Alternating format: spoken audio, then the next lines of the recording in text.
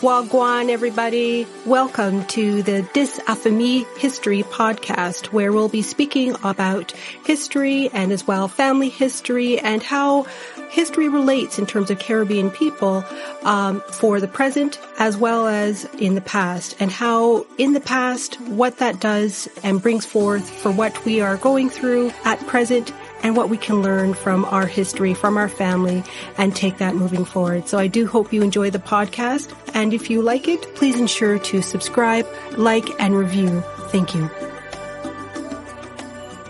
In this episode, Wendy Aris will be joined with guest professor Colleen A. Vasconcellos, and the basis of the discussion will be the book Slavery, Childhood, and Abolition in Jamaica, 1788-1838. Dr. Colleen A. Vasconcellos is an associate professor of history at the University of West Georgia. Join us as we delve into the layers of her book, Slavery, Childhood, and Abolition in Jamaica, 1788-1838.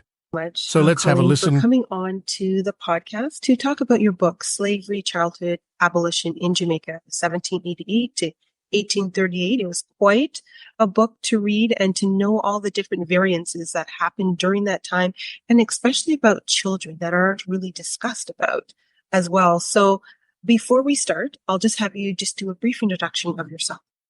Yeah, so thank you so much for inviting me to participate on this podcast. I'm really excited to talk to you about this. As you know, children really aren't part of the discussion when it comes to history, any period really. And especially when we talk about enslavement, children really are sort of relegated to the periphery. So it's exciting to be able to talk about them and to bring their story out of the shadows. So a little bit about me. I'm a professor of Atlantic Studies at the University of West Georgia. I primarily teach classes on Latin American and Caribbean history. I'm also connected to the Africana Studies minor, the nutrition minor through a class on foodways that I teach, and the women's studies minor. So I'm sort of all over the place, which is exciting because you get to share this field of history with so many other minors that you don't really think about being connected to it. So that's exciting. I got my PhD in 2004 from Florida International University in Miami.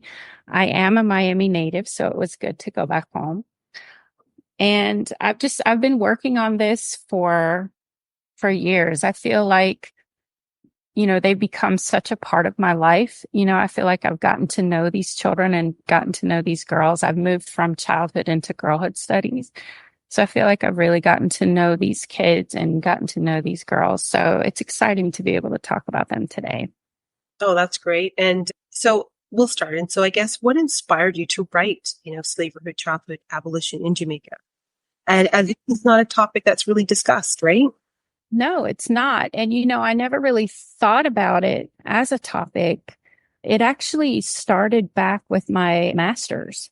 I was trying to come up with a topic for my master's thesis, and I wanted to do something on the slave trade because I knew I wanted to get into slave studies and research enslavement. And I was thinking primarily of North America. Mm-hmm. But I wanted to start with the slave trade because I felt like that was the beginning of everything. And my advisor at the time was an Africanist. And so I started from that African beginning and then just sort of brought them over through that research, started connecting those dots from the beginning in Africa and then connected it through the slave trade. And I was talking with him about a topic and how to narrow down this huge focus on the slave trade. And he actually suggested looking at children and their experiences in the slave trade because nobody really talked about them. And I was actually sort of on that path anyway, because I had found a commission for a ship that was commissioned just for a cargo of young boys between the ages of 12 and 15. That was the entire cargo. So already I was starting to move into that direction and see how children were really perceived as being an investment. So I worked on that for my master's thesis, and then that eventually expanded into my dissertation at the PhD level. And I moved out of North America because I took this class on Florida and the Caribbean, and it just blew my mind. And I was like, this is where I need to be because I'm already a Floridian. And I just was like, I need to be here. It just felt just something clicked. Historians kind of had this aha moment, and that was mine. And then I started moving away from the slave trade and moving into their experience as being enslaved as children in Jamaica. And I had this huge amount of time to do research, and I just sort of let the sources guide me. I went in with some questions that I wanted to ask, and I wanted to know what their lives were like, what their everyday lives were like. And the sources sort of pushed me in this direction of abolition as being this catalyst for the change in the quality of their lives. And so next thing I know, I have this dissertation that's finished, and that became the book. No, that's great. And then, of course, how did the institution of slavery impact the lives and experiences of children in Jamaica during this period? So they really go through a huge transition. I sort of look at 1780s as the time when things begin to change. And I think part of this is because of the Enlightenment, but I think part of this also has a connection to capitalism and the way that the market economy is being driven. You have the Industrial Revolution, which is really being fed by slavery, which is being fed by the slave trade. I mean, the really industrial areas like Bristol, Liverpool, those are the ones that are the centers of the slave trade. And so you see how these market economies really are being linked. And at first, children are really seen as being burdens. They're not something that anyone is really paying attention to. The plantation owners and managers don't really want them on the estates because they're just taking away from profits. They're not, it's, when I say this out loud, it really hits you as to the magnitude of this situation, but they don't enter the workforce until the age of 5 or 6. And so we're sitting here going, what, 5 or 6, but for them, it's like, this is 5 years where you have no work potential. So it's really this, as a Marxist historian, this really is that model of them being the means of production. And so children don't enter into that equation until there's a threat to that system and a threat to that capitalist economy. And that comes from abolition. And so once the abolitionists start making some headway and their petitions start getting some leverage, that's when plantation owners and managers realize that these children are investments, because if the trade stops, then they have no supply and they have to make some changes, which we'll talk about, later when we get into the laws and things. But that's when they start to reevaluate, and they're not looking at them as children. They never look at them as children. They really just see them as a means to an end. This way that I can control the system and salvage my economy. And it's disgusting. But the children go through this transition, of changing from burden to investment. And then when we get to apprenticeship, they sort of revert back to being a burden again. Because at the age of, I can't remember what it is, 6, they aren't allowed to work. They're not considered apprentices. They're considered full free. And so your entire economy collapses within a generation. And that's, to them, once again, they're a burden. And so I think to Jamaicans and to the enslaved, they have a completely different outlook on this. They always see them as children. They see them as a connection to the ancestors. They see them as being a connection to the past, as a preservation of of culture and language. And then when apprenticeship comes, they're seen as being children finally. They're allowed to be children. So I think that there's this struggle that really goes between the plantation manager and the plantocracy, if you want to call them that. There's this struggle between them and the enslaved parents and the enslaved elders to really protect these children and to make sure that they're allowed to be children. And you see that through the entire period. No, definitely. And as you mentioned before, kind of alluded to, was with the words, with these children being viewed as little adults, what were some of the words used to describe them and the impact of those words? And you see that transition in the language. You see the transition. At first they're children. They're always children. They may call them infants. And you can sort of see how they define childhood at the same time, and this is a transition period, I think, just for everyone in society recognizing stages of childhood.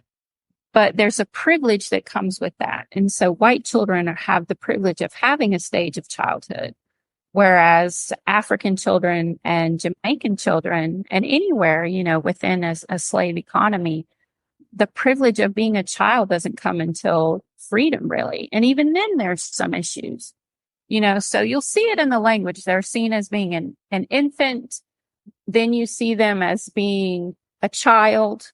Sometimes they're mentioned as being a child. Sometimes you'll just know that they're a child because of their name.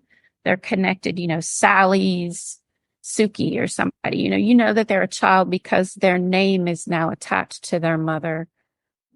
But then you start to see that reproductive potential being attached to their label. And so you see it especially with girls. They don't call them girls, they'll call them woman girls because now she's hit puberty. So you know that she's got that potential. And then eventually they just label them as breeding wenches because they don't even acknowledge, that they're girls. They are now able to contribute to the market economy based on that reproductive potential.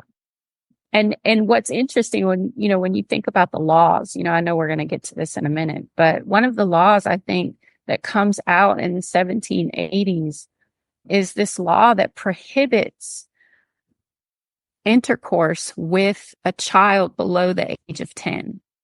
So you have to kind of put this in a framework, that sort of shows you where they see childhood is at the age of 10.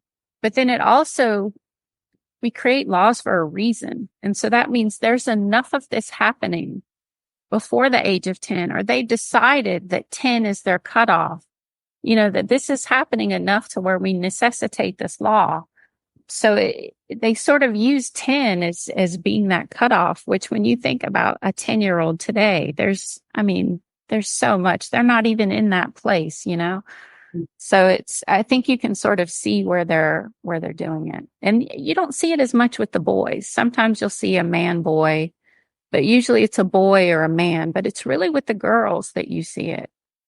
Yeah, I guess it's to that, as you said, the potential for what they can be able to offer to the planters and in terms of their profits, right? In this type of, right? So, and then, of course, what role did the plight of enslaved children play in the broader abolitionist movement?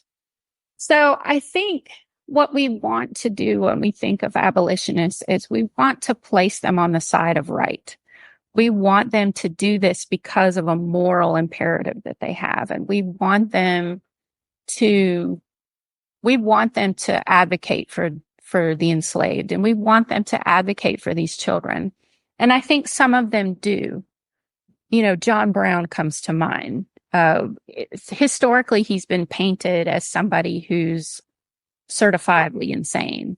And there were some issues, but he was also very radical for the time. And so to categorize him in that way sort of diminishes the potential and the power that he had.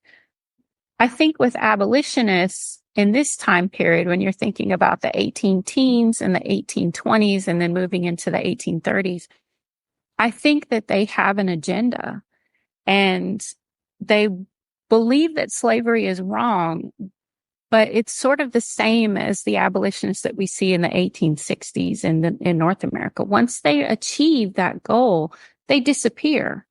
It's the argument that they have against slavery. It's not necessarily improving a quality of life, advocating for citizenship or moving into educational opportunities or, trade opportunities or things like that. And so I think children sort of fall into this because they're being used by abolitionists to prove a point and not necessarily as someone that they really genuinely want to protect. they're using them as an argument. And that isn't to say that every abolitionist is this way. I think there really are genuinely abolitionists who are ahead of the time. I can't think of any to come, because I'm sure they're busy doing their work and not writing things that would have been published, So the person who I think believes in the true goal is the person who doesn't have to tell you this is what they're doing. So I think a lot of these abolitionists, we really want them to be those people, but they're using children to prove a point, which I guess at the end of the day, it gives us the opportunity on this side of it to see their lives. So in that respect, it is helpful because I've been able to get at their stories through what abolitionists are talking about and through the things that they're observing in their writing. We have to take that with a grain, but it gives us opportunity that I think they didn't really intend. So it does work out for us as historians to be able to see, some window of life and daily life for these children. But I have mixed emotions about the abolitionists. I really want them to be who they say they are, but I don't think that a lot of them are who they say they are. Yeah, and it's very hard, as you said. Most probably weren't writing, but it's very hard to come across that type of document to see where they did enhance after, slavery had ended, what they did, what was done. So it's challenging. It's very hard not to project your own personal opinions as well and your biases, right? So, but there had to have been some sort of positivity there to at least change something, but in the greater scope of things, we don't necessarily see that. So yeah, right. And their writings even are filled with these microaggressions, and I'm just back here going, okay, do better. But it's we have to take what we get, exactly. As historians and be happy with what we have. For sure. And then, of course, now with the legislation, the laws, because this was a tool, and you can either say it was either weaponized or if it was done in a very, positive light. But what were some of the key legislative milestones during this period that affected enslaved children? So I look at this sort of as positive and negative, because you have a lot of legislative things that are happening during this period, especially in the 1780s, because they feel like they're under attack and they see their economy in crisis. And so they're reacting the way that will protect them and not necessarily what will protect the enslaved or improve the enslaved. There's like a double-edged sword here. So the first one that really comes to mind is something called the Dolben's Act, and it's passed in 1788, and it relates to the slave trade. And it actually is very restrictive on who can be trafficked. And that's a term I'm using, who can be trafficked from Africa to the Caribbean. And they are you would think that they would limit the number of children, but they're not. They're limiting the number of adults, and they're trying to force cargoes to be much, much younger. And so they are limiting, and basically you have cargoes after the 1780s that are overwhelmingly full of adolescents, or the cargoes will say that they're adults because that is a lower duty fee and a lower trade fee. And then they will take them off at night and put younger on. So it's difficult for us to get, a solid accounting. We have to take that into consideration. They're also limiting the gender. So they want more women and they want more girls aboard these ships because they are now associating what they categorize as breeding, to move this. So they're moving in that direction. And the legislation is sort of attacking abolition that way, because in 1788, we have our first petition that really gets some headway in the House of Lords and the House of Commons. And so, there's a potential for an end. And of course, we know it's only going to be in a couple more decades where you have an end to it completely. A legalized trade. It still continues well after, but this is a crucial period for them.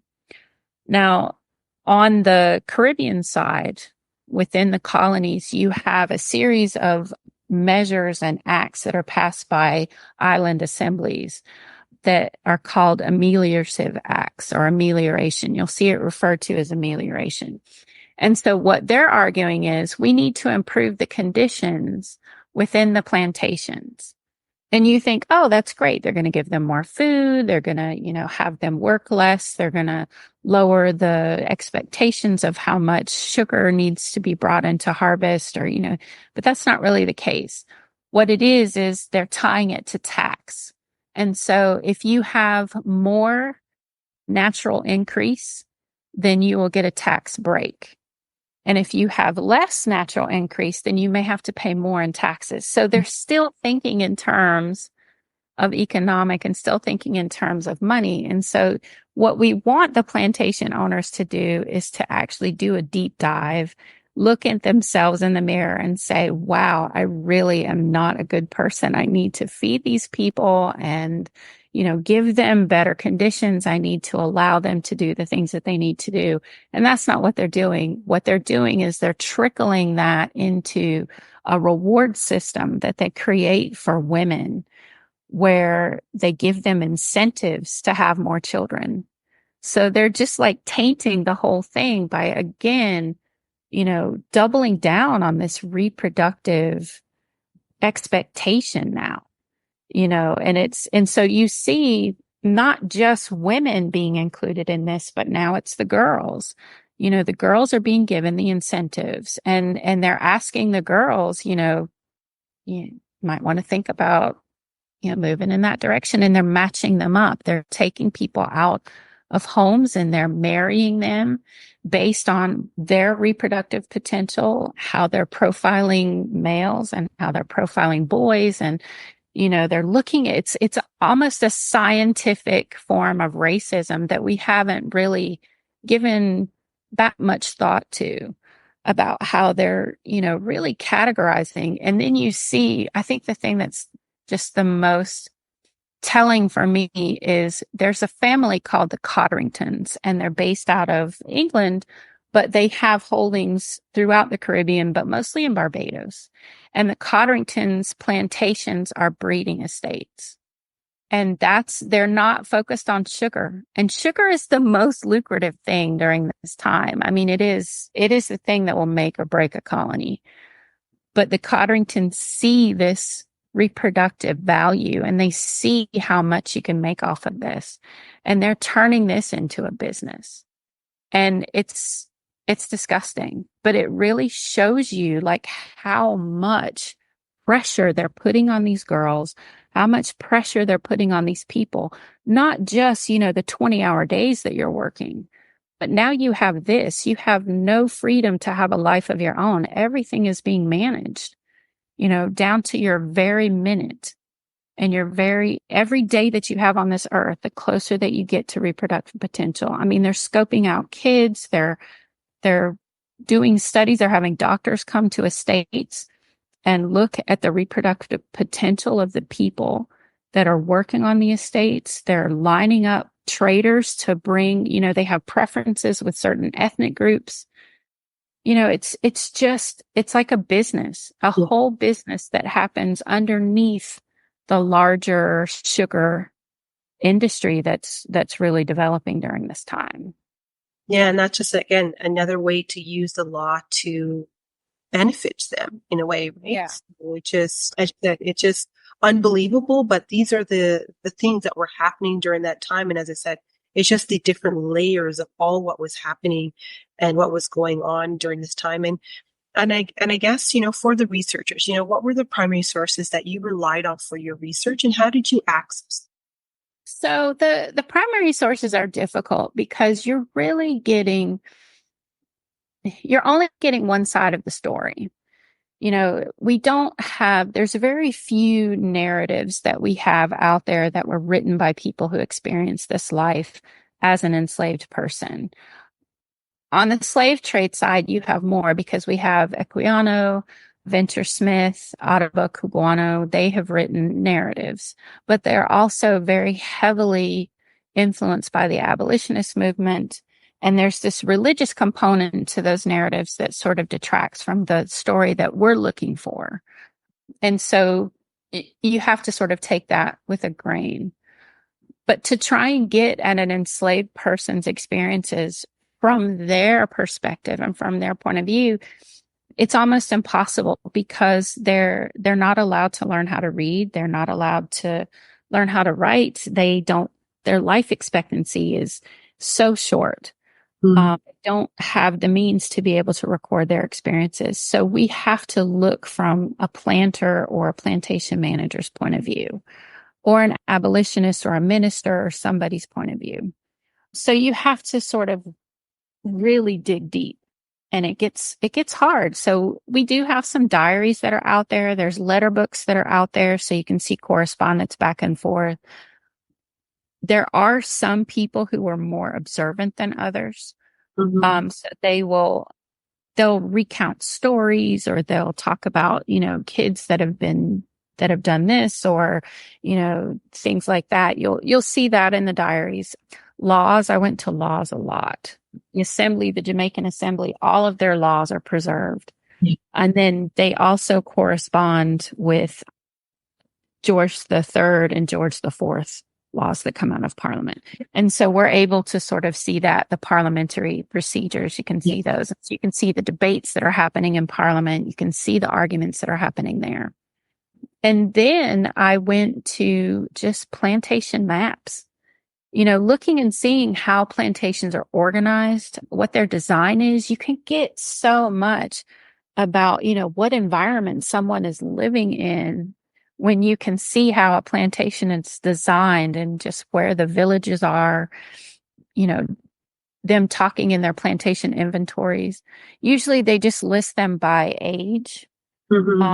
Or sometimes they'll list them by whatever gang they're in. So you have like the first gang is the adults, and then the second is like adolescents with some adults, and then the third is the children's gang.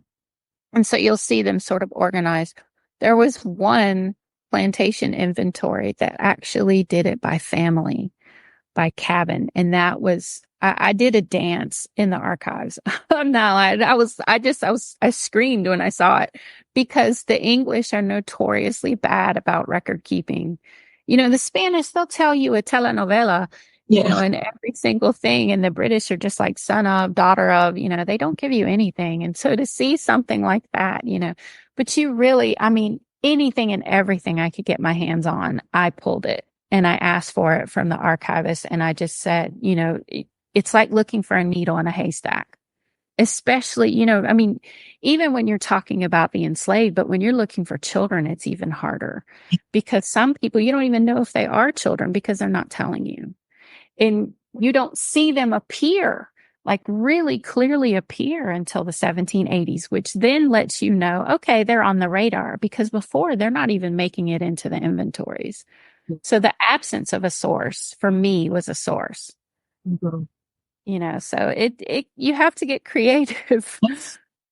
Definitely. And I know for myself, during using the laws, that would really help. As you said, it's your guide to really get at information and where next to go to find things. And of course, definitely the maps, because it gives a great visual of how those plantations are, how they have been kind of laid out, mapped out, and what's on them as well, and where they have their enslaved individuals living on the plantation as well, and where their cabins are, and so on and so forth. So it again, it's just revealing other layers that are just not really being said.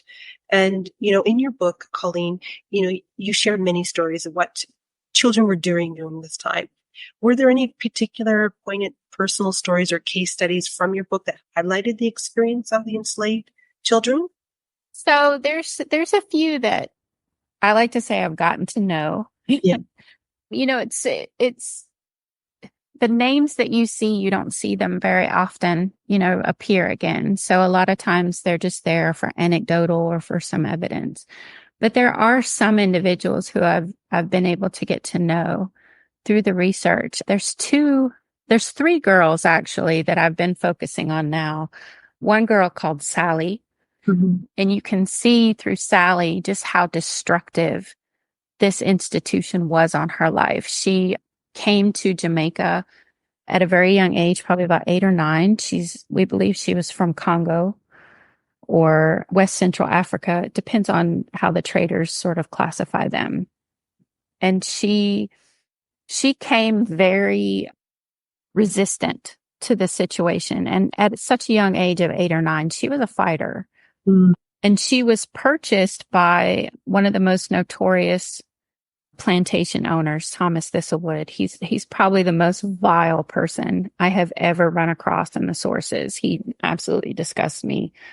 He's a predator, a sexual predator, and he's a pedophile, and he has absolutely no accountability. In the Caribbean, they have no accountability.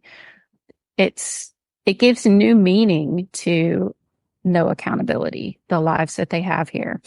And so he purchased her so that she could learn to be a seamstress. And he put her under the tutelage of one of his master seamstresses. And she resisted from the day that she was there, to the point that Dahl, the person that was supposed to be teaching her how to do this, basically threw her hands up and said, "You have to take this girl. I can't take her anymore." So he punished her by putting her in the fields, and she just ran away. So this is constant up through her adolescence. And then you begin to see it chip away at her mental wellness. She becomes an alcoholic. She becomes very destructive to the point where even her own community has ostracized her. She has no friends. She's violent. She is destructive, self-destructive. She becomes a cutter. She's taking it out on her body. And by the end of the time that I see her, when she's in her 30s, she's transported off the island. And I'm trying to find her now. Usually they're sent to Georgia, but it's very difficult to find them because their names are changed, and I don't even know where she ended up. But he sent her to Georgia. He's just like, "I can't deal with you anymore." But you can just see it eats her from the inside out. It absolutely destroys her. There's another girl who had a very different life from her. She was born to one of the vestry owners. So he was a man of the cloth. I don't know much about who her mother was. I don't know much about her story other than she belonged to the vestry itself. So the parish minister. And she was mixed. So her father tried to purchase her freedom. I don't think he was able to do that for her mother, or even where her mother was, or if she belonged to the vestry. I don't have any of that information. So it leads me to believe that she probably maybe passed in childbirth or something. But he tried to purchase her freedom, and the law stated that you had to provide someone of equal or more value. And so he purchased an enslaved woman to exchange for her freedom. And the parish vestryman stole the woman and left. And he didn't have the money to purchase another woman, because when you think of the value and you add it to today's economy, it's like a very expensive car about the worth. So, it's a lot of money. We're talking tens of thousands of dollars probably in today's money. And so she basically was stuck in that vestry, but she followed into this path of, she entered eventually into a relationship with one of the plantation managers or a merchant or somebody who was white in that town. And she had 4 children. And eventually someone brought her story and her experience to the Jamaican Assembly and made a case for her and petitioned for her freedom. And the Assembly actually gave her her freedom, which is the only time I've ever seen this. So I think somebody connected to her had some sort of power on the island, but it did not create a precedent where this would happen with other people. Mm-hmm. So there's someone, I'm trying to find more information, and it's very, hush hush and behind the scenes. So I'm unable to find a lot of information. And then once she gets her freedom with her children, she's gone. I don't see anything with her. So I'm right now, I'm trying to figure out, this difference, not just of childhood, but of girlhood, what their experiences were like, because they really are both sides of the spectrum. And then there's one more that I want to talk. I could talk about these kids for days. There's one more that I want to talk about. It's this boy named Brutus. I first saw him in the advertisements for Runaways. And there's so much that you can get from this advertisement. He's young. He's probably maybe like 10 or 11. He says he's a Creole. He says he's a Creole, not his owner. So that means he's been purchased already once. And so he's run away to find his mother, who is somewhere in Spanish Town, but he doesn't know where. So he's looking for her, but he also speaks 3 different languages. So what we get from that is not just this kid is a fighter and he's trying to find his mother, and that bond is very strong. We get that. But what we also get is the life that he's had up to this point. You know, he's 10 or 11 and he's already been sold once that we know of. Yeah. You know, he's living somewhere in an urban area. He has some connection with his mother still because he knows where she's gone. His owner at the moment does not know much about his story, so he's probably newly purchased. I think they were probably split. Yeah. One went one way, one went the other. But the fact that he already speaks 3 different languages, which means he's speaking 2 different African dialects and he speaks English that we know of. So it really gives you this sense of just how diverse this community was, how smart these kids are. You know, I think we see this with immigrant cultures today. You know, you have this argument, you know, that they're uneducated and they're not smart and they're, you know, but they already speak so many different languages. It's hard to learn English. English is one of the most difficult languages to learn. But this kid is smart. He has an agenda. He's not going to be, you know, knocked down by the fact that he's been sold to somebody else. But his childhood probably was one where he had a very diverse community around him, where he was influenced by different cultures, different languages. And it makes us realize, or forces us to realize, that it's not this homogenous African culture, that it's, you know, it's a very distinct ethnic groups, distinct kinship groups, you know, distinct cultures that are there. And I think it's really testament to what's happening on the ground that a lot of people sort of miss, including historians, where they just really focus on the numbers, or they create this victimization of these children or the enslaved, where you really don't get a sense of just how much agency they have. And so that's why I like Brutus, because he really forces us to question everything that we have learned and everything that's in the historiography at the moment. No, absolutely. Because again, it gives totally different narrative than what we already know.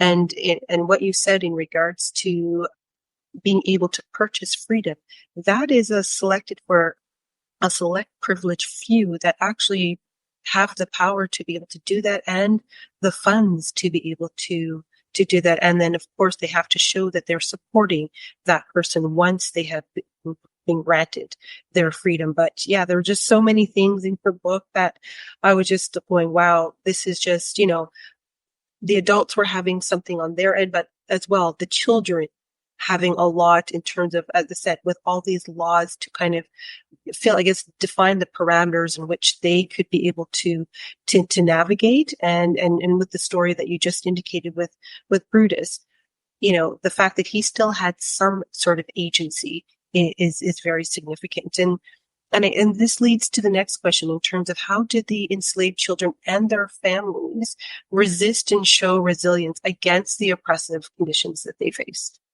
You know, I think this sort of connects to the last question. I mean, we see them running away, but I think we also see a child response of where they are being forced by their situation, not just by the planters, but they're being forced into an adulthood. They're acting like adults. I mean, this is a very adult thing to escape and run away and look for family. You know, that's a very adult thing to do. And they're being thrust into this world, and they're being forced into an adulthood by the circumstances that they're in. And I think that, in a way, I think what we have to do is we have to think about how we would define what resistance is. Is resistance something where you're actually physically resisting, in some sort of violent way? You're destroying tools, you're running away, you're doing something that has some sort of tangible connection to a resistance. So we see children doing all of that. When you look into the court records, you see them stealing things. You see them participating in the market economy, probably with stolen goods. They're taking them to market. And I think how the white population looks at them as some sort of vagrant. These kids are criminals, they're this, they're that, but they're not. These kids are supporting their families in the only way that they know how at this moment. And that is to help bring something to the table that they can bring in a way that they can help that personal, familial kinship connection. And so we see them acting in those ways. We see them setting fire to fields. We see them acting like they're sick when we know that they're not. But we also see them resisting letting this life destroy them. I mean, I think Sally in her way was resisting. She was resisting, very much resisting at first, but as she let it destroy her, she was trying to fight as best as she could to resist the situation, but she just was unable to. So we see her resisting as much psychologically as we do physically. So I think you see them doing it in that way as well. But then also just maintaining their culture, maintaining their languages, maintaining the food that they cook, maintaining their foodways, the aesthetics that we see, the way that they do their hair. There's things that disappear. You'll see in the sources, they'll call them country marks. There's ways of cutting into the skin and creating patterns that was usually someone of importance or somebody who came from a royal family or some sort of lineage. Those types of things disappear. And I think it's because it gives them distinguishable marks that would allow them to be identified if they ran away. But we do see things like naming practices. We see day names, African day names that are continued. We see connections to the ancestors. We see connections to ethnic groups. They're naming their children Ashanti in Africa. They know where they come from. They're passing their stories down. When I went into the archives and I had this big question, this is so naive. I had this big question. I was like, children are the link between Africa and Europe. They are the link between Africa and Jamaica. They're the reason why these things continue. I still believe this, but I couldn't find it in the archives at all. But I still think that children were that conduit, that they're learning these stories and they're passing them on to their children. The connection I think that Jamaica has today, to these stories. There's things that have changed, the Anansi stories, they used to be sung. Now they're spoken, things like that have changed, through the years. But I think that enslaved children are the reason, especially during the apprenticeship period, because they survived, and they're able to keep that connection and to keep that culture alive more so than you see in North America. We don't have a lot of the language left, maybe Gullah Geechee cultures, but we don't have a lot of the old languages. We have the kinship systems. We have the importance of family, the respect of elders. We have, the singing and the connections to culture, a lot of the food traditions, but it's not like it is in the Caribbean because they didn't have that constant influx and they didn't have the way to keep that culture alive by having it constantly alive. And, the diversity of that, is still very. So I think children are resisting slavery, erasing that. Slavery has a legacy of destroying or attempting to destroy families and attempting to destroy a connection to ancestors. And I think the survival that you see today is proof that the resistance was successful. Definitely. And I guess this kind of leads into the next question in terms of how did the abolition of slavery affect the lives of former child slaves and their families in Jamaica in terms of being a child? So I think it goes back to how we looked at what the abolitionist motives really were when we were discussing that earlier. I think when you have the missionaries who are coming to the island in the 1820s and 1830s especially, they're really bent on this idea of mass baptism. I mean, you see entire plantations that are being baptized on the same day. They just like travel around and they're doing it. You're not getting any kind of thing from that. It's just for them, and so I think you see children being caught up into that because they really want the children to be the ones who are baptized, and then they're also forcing this idea of Christian marriage or this Western idea of marriage onto these families. And they're not looking at the children who are born before that Christian marriage took place as being legitimate, this idea of legitimacy that's so important to people in the 18th century and 19th century. So I think children get caught up into that argument as well. But, this push, of imposing this Christian education or this Christian socialization, these Western concepts of what it means to be a child and what it means to be loyal, using the Bible and the Testaments as a way of, imposing this Protestant work ethic and this loyalty that they want from this generation who they know is going to be free pretty soon. So they're trying to use the scripture as a way of, making them more docile, easier to control, completely taking them away from their parents because they understand, this is something that the West does in every colonial structure that they build. They do this to, indigenous children in Australia. They do it to indigenous children in North America. They remove them from their parents and their community and their kinship groups and put them in these schools where they assimilate them into whatever mold they want them to be. And so children are very much caught into that. They're being educated to be Christian workers. Mm-hmm. It's like a trade school with a very Christian message to it. And so children again are being used as a means of production and now by missionaries. And now, the whole system is so connected. When you think about, the people who own the plantations are in the House of Lords. They're in the House of Commons. They're in the Jamaican Assembly. They're the missionaries. The missionaries are on the ground saying, I'm fighting for this, but they own people. They own plantations and pens. And so you see just how, endemic this system really is. And a way to get out of it, is almost impossible. It's not until full emancipation, full free, that you really see them able to really pull out. And then it's not until the 1860s with, the uprisings and the revolts that take place on the ground fighting against this colonial structure, to really begin. The struggle is emancipation never ends anything. Mm-hmm. It just creates a new thing that you have to fight. And I think children will always be a part of that.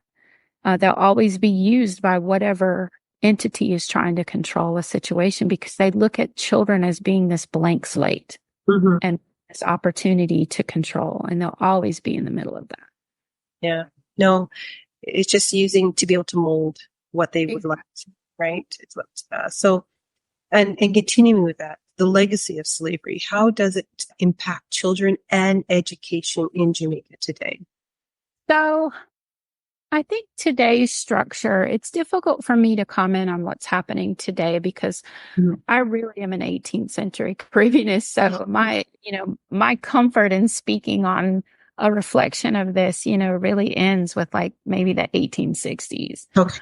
I think we see an education system that's created post-emancipation that continues a lot of these things. And I think this legacy of slavery, you see it in so many different ways. You see a legacy of the enslaved in the ancestors that they have on the ground today. You see those families, you see the survival, you see the connections. So you see a positive in that way where, these families survived and their names live on and the culture is there and, the foods are maintained. Some of it has been reinvented, but a lot of it is there. So I think you see things like that. You see you see this reverence for kinship. You see this strength in community. You see, this changing and evolving idea of what family is. It's not just the family that's your biological kin. It's the shipmates that you traveled over. It's the people who were within your village. I think the West likes to say it takes a village, but they really don't understand what a village is. And I think a village comes from that shared experience, and that shared experience created this community that's very, very close. The sense of community in the Caribbean is so different than how we would, just in my background, how we would define community in Latin America or, growing up in Miami. Our sense of community was very different than the friends that I had who were from Caribbean families. So I think you see that, this importance of it.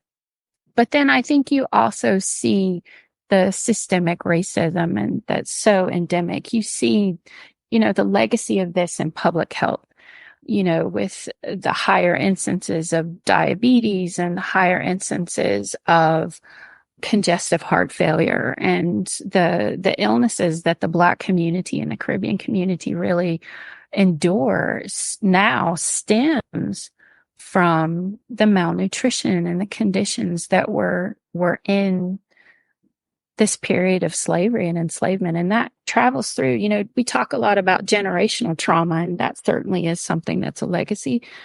But that generational trauma isn't just a wellness idea. It's also a public health idea. And that, I think we see that as a legacy as well.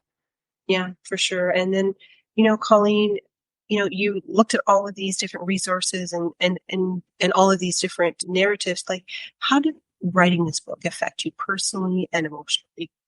It was hard. I mean, I had some experience with this when I was working on my MA with the thesis, thinking about children's experiences and what they went through aboard ship. That was hard.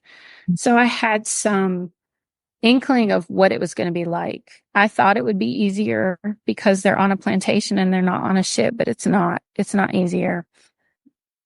You think that you've seen everything, but then you get into a source and you're just like, wow. I took a lot of walks. I needed to clear my head. When I spent a month in Thomas Thistlewood's diaries. I hate having to talk about him in a positive light because he really is evil. If there's evil, it's him, and the things that he did, the things that he subjected them to, he told us in detail. He wrote in his diary every single day for 30 years. And you're like, wow, that's great. He's so observant. But then at the same time, I'm like, it's a constant every day that you see what he's doing. He took delight in torturing people. He would tell us, stories. Oh, I heard this folklore. He would tell me a story, like a nursery rhyme or something like that. I'm like, oh, that's great. And then he would tell you what he did to the woman later or the girl. And that law, I really think that law where it says you can't have sex with someone under the age of 10 is because of people like him. Yeah. It was part of his seasoning process, to get them acclimated to the life that he wanted to put them through. The Caribbean is for people like him because they come from England. There's no laws. They're all like him. They just get on the ground and it's like a smorgasbord for them. They just have unfettered access to everything and anything that they want to do. I took great delight when he got syphilis. I celebrated, like we had a party when I saw he had syphilis, and he talked about how painful the mercury treatments were. And I was like, you deserve every minute of that. So people like him, there was a point when I got halfway through his diary. I took a week off. I was like, I can't do that. And then I thought about the privilege that I have to say, I'm going to step away from this torture that you're going through because I can't handle it. And it really sort of affected me that way because I felt guilty. I felt like guilty because I was able to step away from this and take a break, and they couldn't. And that weighed on me. There were times where I was just depressed because of the things that I was reading and the things that I was going through. It really did take a toll. And when I finished, usually people within the first 2 or 3 years, they converted their dissertation into their first book. It took me 6 years before I could actually pick this up again. I worked on some things and I focused on my teaching, and I brought this into the classroom and I used it, in that way. But it was hard to come back to it. And it's hard now sometimes to come back to it. And I still feel a lot of that guilt and a lot of that privilege, that I can just step away from this.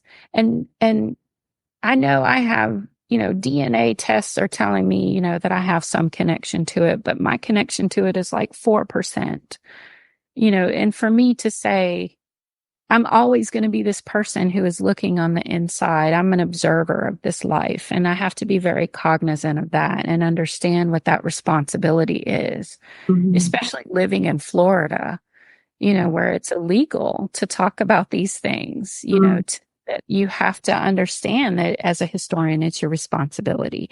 So I was very cognizant of that too, that, that's how I can deal with what I'm feeling, is that I have to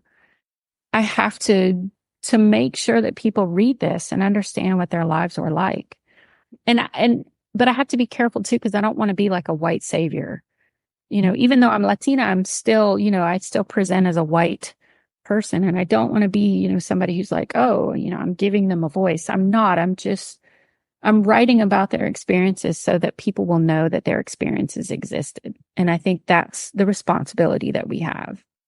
No, definitely. And as you said, Colleen, this is definitely, it's a lot of heavy material that you're looking at, and just to read.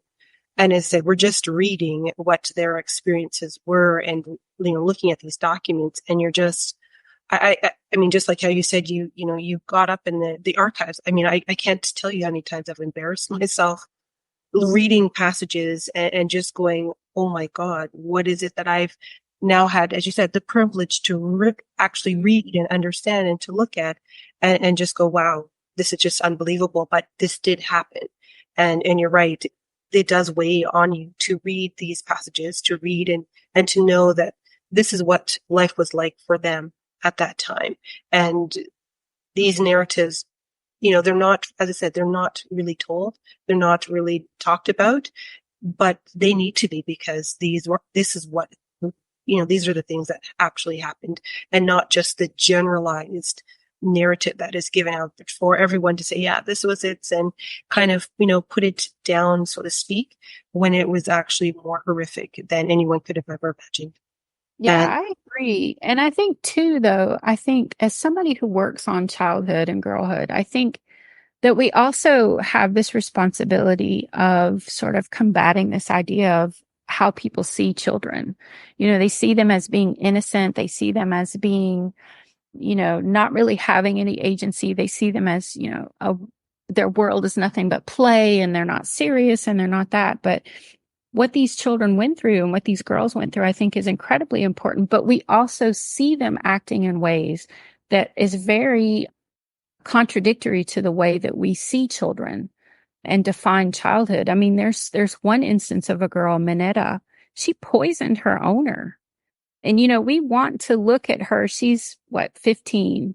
So we want to say, oh, she's innocent. She's just a girl, but she took poison and put it in his brandy and gave it to him.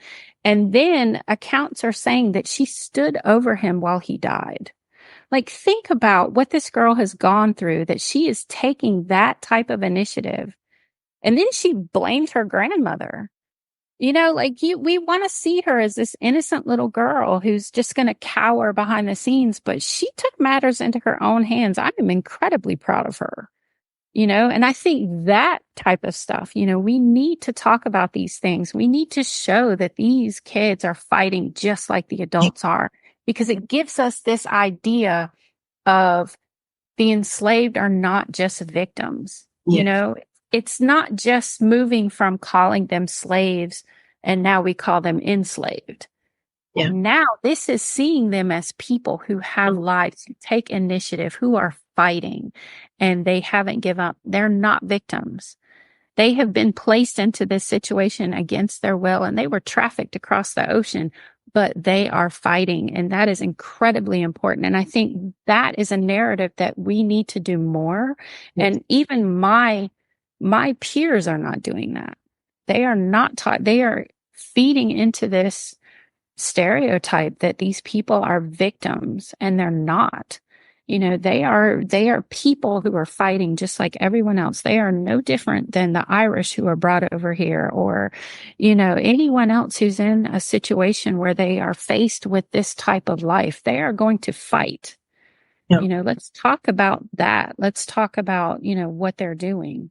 No, and that's very important because, as I said, what I've read and what I've uncovered has just been, as I said, just mind-blowing as to what you can actually see, what the resistance was, what they did to, bring about their own power, their own agency, their own decision-making.